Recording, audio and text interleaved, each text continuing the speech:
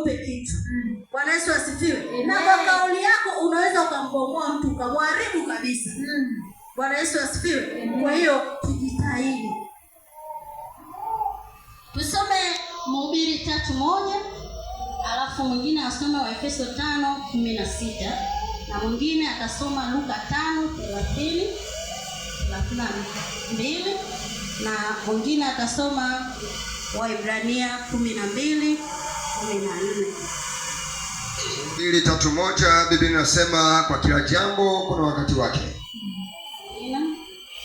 Kwa kila jambo kuna majira yake, na wakati kwa kila kusudi chini ya mbingu. Amina. Bwana Yesu asifiwe. Kwa kila jambo kuna wakati wake, na kila majira yana majira yake. Bwana Yesu asifiwe. Tusome tena Waefeso 5:16. Alipata Waefeso 5:16.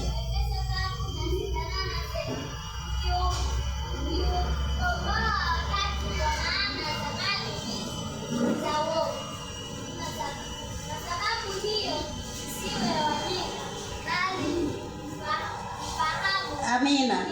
Amina. Waefeso 5:16 anasema tuukomboe wakati. Bwana Yesu asifiwe. Maana zama hizi ni zama za nini? Za uovu.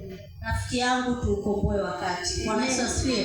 Tunataka tufikie kule tunakotaka kufika, lazima tuukomboe wakati. Mhubiri amesema kwa kila jambo na wakati wake. Sasa wewe kama ukomboe wakati, wenzako wanalima, wewe unacheza singeli.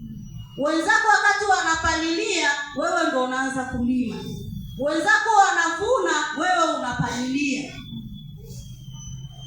Sasa sijui kama na wewe utakuja kuvuna. Tayari umeshapoteza nini? Muda.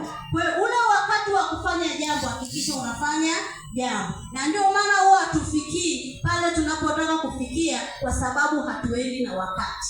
Bwana Yesu asifiwe. Amen. Neno la Mungu linasema tuukomboe wakati, maana zama hizi ni zama za nini? Za uovu. Pale unapostahili kumwomba Mungu, muombe Mungu sana. Bwana Yesu asifiwe. Unapostahili kuhubiri, hubiri sana. Kama vile hutahubiri wakati mwingine. Bwana Yesu asifiwe. Fanya kila jambo kwa wakati wake. Wenzako wanaenda mbele, wewe unarudi nyuma. Siku zote utakuwa unarudi nyuma. Wenzako utawakuta kule wamefika mbele. Unapojitahidi kwenda, wenzako wamefika mbele zaidi. Bwana Yesu asifiwe. Kwa hiyo kwa kila jambo tufanye kwa wakati wake. Tuukomboe wakati.